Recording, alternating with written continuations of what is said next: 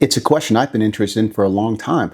Since we have so many people on statins, we see much higher rates of diabetes in the people that take those medications. Now, cholesterol is an extremely important compound for your body. However, some of us make too much of it or have other inflammatory conditions that can allow that cholesterol to move into our blood vessel walls and create disease throughout the entire body.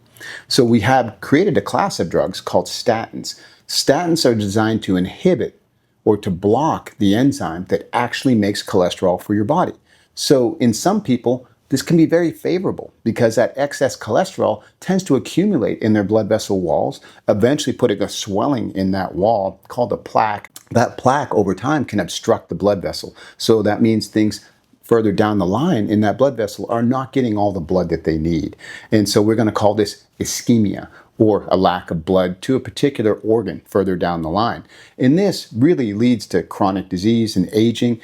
And I think you could easily say that your longevity is really dependent upon the health of your blood vessels because they're delivering all the oxygen and nutrients to the tissues that are going to require this on a minute-by-minute basis. And any interruption in that flow is going to make that organ suffer, that tissue suffer. So this is an incredibly important topic and one that Big Pharma has not missed. So the creation of statins happened about 40 years ago. We've been using them consistently in the population. We actually have 1 in 4 Americans over the age of 40 on a statin. It has been the biggest blockbuster selling drug ever. Every drug manufacturer makes these statins. Every one of them supports the research that continues to recommend statins. So what I want to talk about is the downside of statins. And one of the major downsides that we see is actually a higher rates of diabetes in people who take statins. And I never really understood the concept or what the connection was, but there was a paper published in the Journal of Cell Metabolism, dated 2/26/24, which was a great paper that really explained why statins lead to diabetes. Unfortunately, the study was buried. I see very little bit of research on it. But I wanted to just bring up that study and its findings.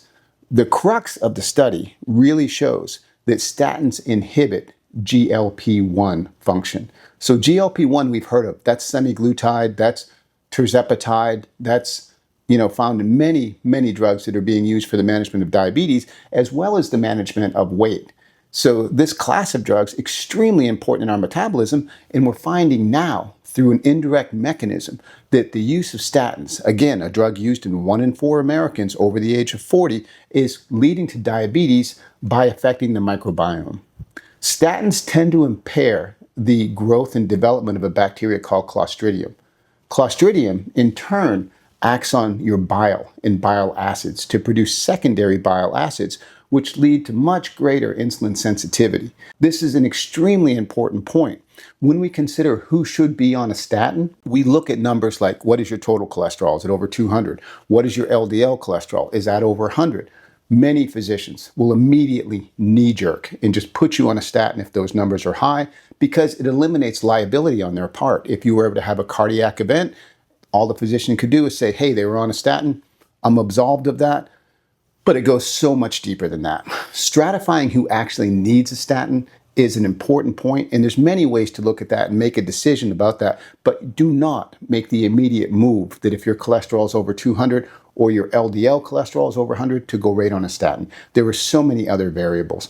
When we look at heart disease in general, have normal cholesterols under the current guidelines. We also know that 50% of all heart disease will present as an event like a heart attack or a stroke or some other potentially severely debilitating problem.